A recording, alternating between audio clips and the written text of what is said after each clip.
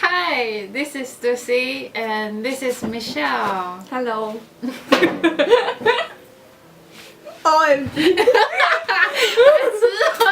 我们没有当 YouTuber 的潜能。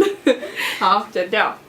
Okay, today our topic is I took my kids offline, which is sad. Okay.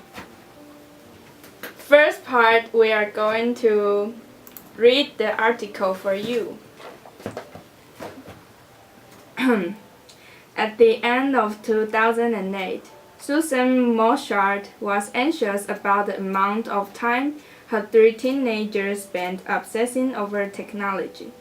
All she usually thought of her 15-year-old son Bill was the back of his head as he played on his game console. Wow, this is game console.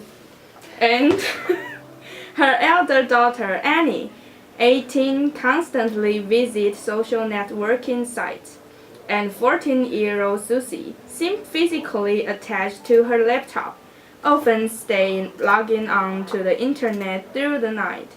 Over a period of months, Moshart, a single mother, became aware that something was not right. But when she watched Susie receive video clips of her friends streamed live over the internet, her worry became profound panic. My concern, she says, was that we had ceased to function as a family.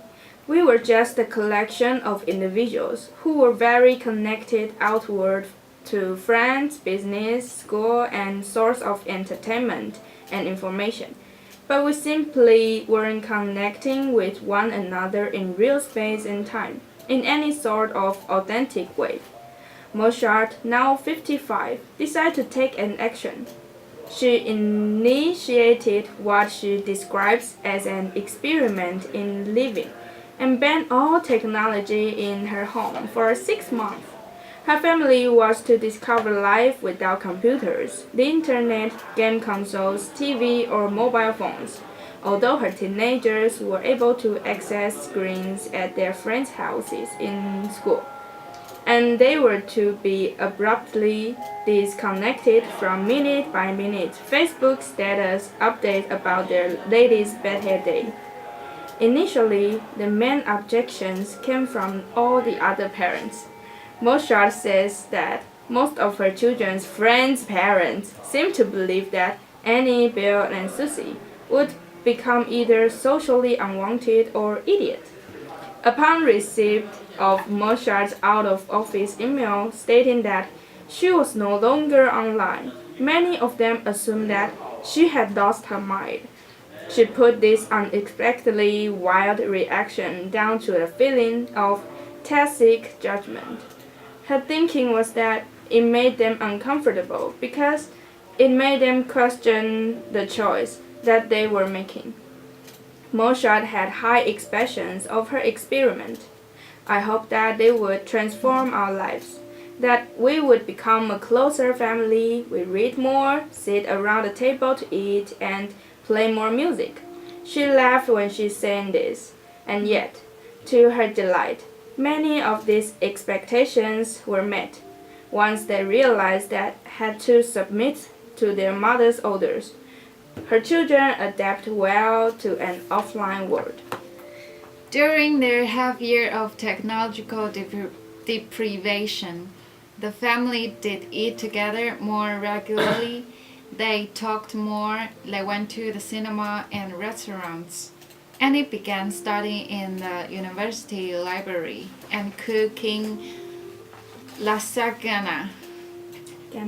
Bill rediscovered his saxophone and got into reading novels by the Japanese author Haruki Murakami. Ooh. But Susie, as the youngest and most technologically literate, struggled. To her mother's dismay, she moved to her dad's house for the first 6 weeks. Eventually, however, she accepted the idea of a night not lit up by the glow of the computer and found that her irregular sleep patterns and had disappeared. Mo Shaw's extreme action was not just personally motivated. With a PhD in media ecology, she had a secondary academic interest in how the family would react and was well aware of the cultural context. She felt that they hadn't chosen the lives that they've been living. As her children were growing up, technological advances had increased rapidly, with some new gadget or extension of the internet coming along every few months, making it difficult to keep up with the newest trends and devices. In the face of this burden of constant connectivity, Marshall was inspired by Henry David Thoreau's Walden. At a critical moment in her dissatisfaction with her family life, she reread the 19th century American naturalist text about the author's time spent living in a hut in the woods. She felt that his teachings paralleled the ones she wanted to give in her children.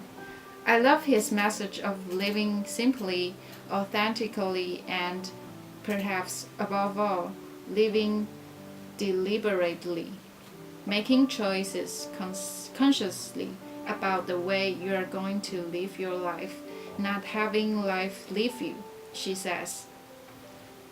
In terms of their technological habits, however, the aftermath of the experiment did not follow Thoreau's way of life or teachings.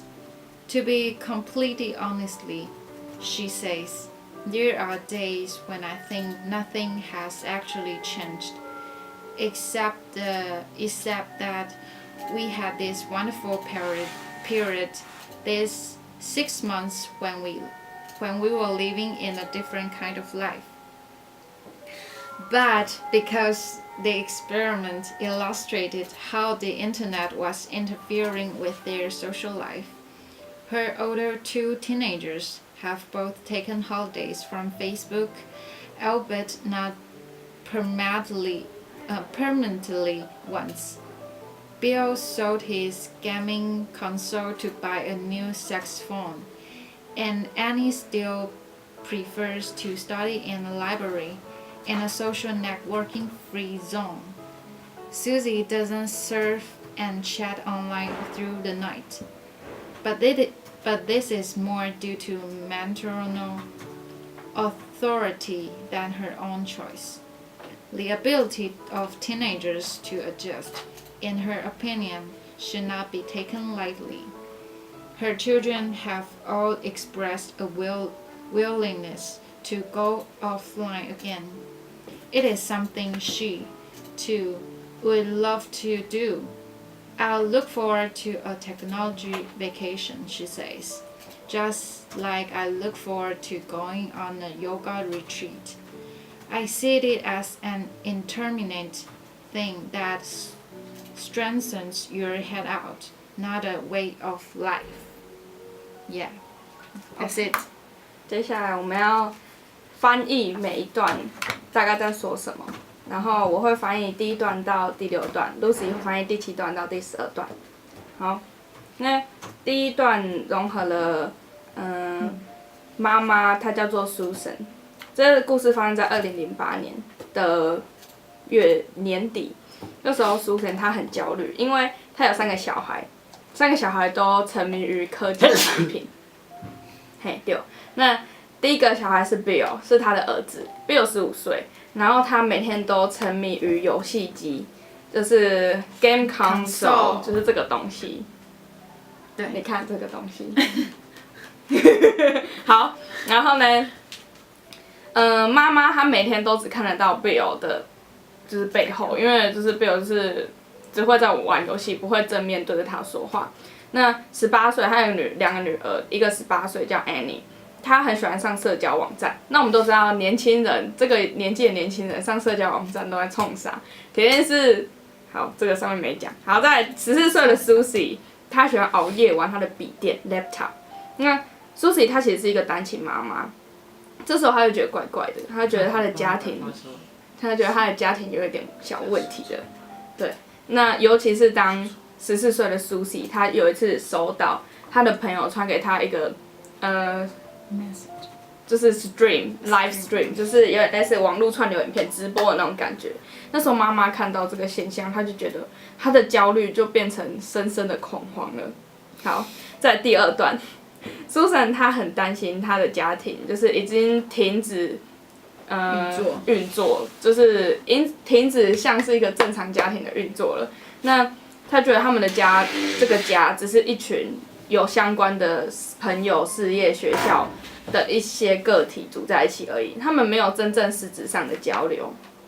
嘿，在第3段就是在说，52岁的 Susie， 她决定要 take an action， 然后采取行动，所以她发起了一个实验，就是这个实验就是说，在家里要禁止使用任何科技产品，长达6个月。那她觉得这个实验可以让她的家人探索没有电脑、没有网络、没有游戏机或是手机的生活。对，虽然他的小孩还是可以在学校，玩同学的手机，或是去同学家玩电脑，可是只要在自己的家里就不行。对，那透过这个方式，他们就可以脱离那个每分钟都有人上传自己不如意一天的脸书。这里有一个片语叫做 "bad hair day"， 就是说不如意的一天，就是 bad day 的意思。嘿，然后在第4段。妈妈就说，就是她发起这个实验，其实是有人反对的。那反对的声浪是来自于她的孩子的朋